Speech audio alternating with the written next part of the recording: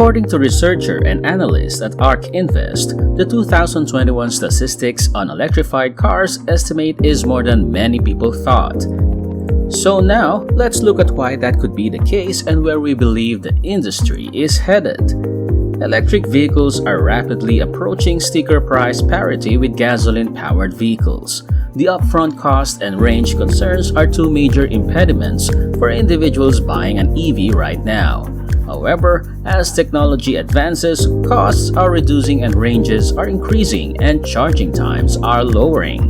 So based on WRIGHT'S law, that's the battery cost drop curve we're discussing. We anticipate that 40 million electric vehicles will be marketed by 2026. This is an increase from the 4.8 million electric cars sold in 2021. That equates to a 53% annual growth rate, which is pretty impressive. The significant risk is whether the traditional manufacturers can effectively shift from gas-powered automobiles to autonomous electric vehicles. So where does it all begin? It all starts with WRIGHT'S law and the decrease in battery costs. So, what exactly is WRIGHT'S law? According to WRIGHT'S law, there is a fixed percent cost drop for every cumulative doubling of output. That's what we see on the left-hand chart. And the fixed percentage cost decrease for lithium-ion batteries is 28%. So a 28% cost reduction for every total doubling. What's the deal with battery? The battery is the single most expensive component of an electric car. It often accounts for 20 to 25% of the entire cost of the vehicle. So by examining the cost drop for that component, you may get a decent idea of the overall cost of constructing the car. Now, we investigated lithium-ion phosphate cells. As a result, there are two lines on the chart on the left. The top line depicts nickel cells, whereas the bottom depicts lithium-iron phosphate cells. The distinction is that nickel cells have a higher energy density but are more costly. So what does more energy dense in an electric vehicle mean? All else being equal implies you have more energy per unit of mass. As a result, you should have a greater range. On the other hand, the lithium iron phosphate cell has a far lower battery cost and a lesser production base. And that is where the chart on the right comes in. And we can see that employing lithium iron phosphate is cheaper and requires fewer cars to achieve that cumulative doubling and a 28% cost reduction. As a result, we believe there will be a divide among automakers regarding the efficiency of deploying it. At the same time, laggards in the industry will continue to use the more costly cell. That might lead to some intriguing dynamics. This leads to the tipping point when electric vehicles may achieve price parity with gas-powered automobiles. And we believe it will happen in 2023. But as you can see, we're mainly concerned with price, which we'll discuss in a moment. However, price parity is vital because this is when you enter a car dealership and the salesperson asks you if you want a $24,000 electric vehicle or the $24,000 gas-powered one. It's similar except that it's gas-powered and costs $25,000. We believe it is a foregone conclusion when demand begins to peak. As a result, we could observe a couple of specific things happening.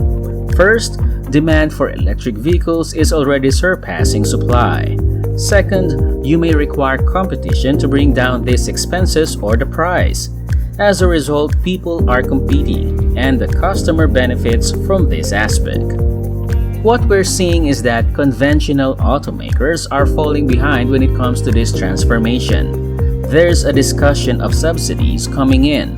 So if a subsidy comes in and traditional automakers are now producing automobiles financially as a result of that subsidy. However, instead of passing on the subsidy to the consumer, they raise the price of their cars. As a result, there may be less competition and fees may remain unchanged. However, costs are still falling, and those that can ride the cost decrease curve may be able to earn above average margins in the meantime. As a result, we're concentrating on price. My final argument is that most people believe price parity is the endpoint. the cost of batteries will fall, and they will be competitive with gas-powered vehicles. That is not the case. The cost drop should continue as seen by 2025. We believe that producing an electric car will be 25 to 35% less expensive than making a gas-powered vehicle. So we were just discussing automobile prices and expenditures. Consumers face two barriers to entry: range anxiety and price sensitivity.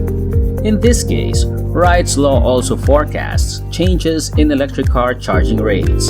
As a result, the ability to charge an EV rapidly is influenced not just by the car and its power electronics, however, the charging infrastructure. And what you can see is that there has been relatively steady improvement in charge rate throughout the early days of the car business. In 1915 all the way through the last year 2021, and we believe that this will continue through 2026. A significant amount of money is being put into improving this measure because, as you know, we perceive it as a barrier for customers. But assume that in 2026 or in that time period, if you know it takes 10 minutes to charge an electric car, there will be a marginal return on investment for reducing that to 9 minutes or 8 minutes. And we may see the industry optimizing for other features like autonomous driving, more safety, and different forms of entertainment to keep you busy if it is driverless. So, how does the industry look? EV performance is increasing, as seen by charging rates. However, it is charging across a variety of parameters, and what is notable is that it is not improving equally across all automakers. And we can see that by 2021, the median performance of electric vehicles will be comparable to Tesla's performance in 2018. So this is where we get the impression that Tesla is 3 years ahead of the rest of the industry. And as you can see from the y-axis, the y we're defining this index is by looking at charging rate divided by car cost, which isn't because charging rate isn't essential in and of itself. This is due to the fact that the charging rate incorporates the vehicle's efficiency, range, and power capabilities. And there has been continuous progress.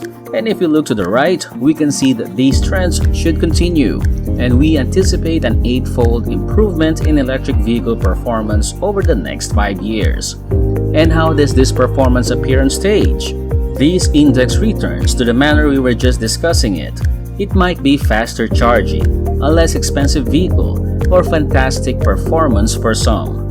We feel that with all of these advancements, driverless vehicles might take shape in that time range. We're seeing electric vehicles continuing to overtake gas-powered automobiles, which is rather astounding in 2021. Sales of electric vehicle sales increased 112% year over year, while gas-powered sales increased only 1.7%. Semiconductor chip shortage raises the question: is demand for semiconductors going to be all electric, or will it all be gas electric? Disruptive technologies' growth rates are not what you'd anticipate. So, in this chart on the left, you can see a traditional S-curve, and you can see that even in the early years with tremendous growth rates, there is a diminishing year-over-year growth rate every year. Electric car sales have increased from 60 in 2013 to 112 in 2021. And the reason is that when new electric vehicles reach different pricing niche, we see stacked S-curves on top of each other. It starts at the top end, and then you have the cheaper car. To summarize, we believe that if established manufacturers can successfully transition from gas-powered vehicles to electric vehicles, EV sales will climb 8-fold over the next 5 years, from 4.8 million to 40 million. That equates to a 53% compound annual growth rate and a $1.2 trillion revenue opportunity in 2026. One of the final points I'll make is that the advent of neighborhood electric vehicles is an intriguing dynamic that we're witnessing.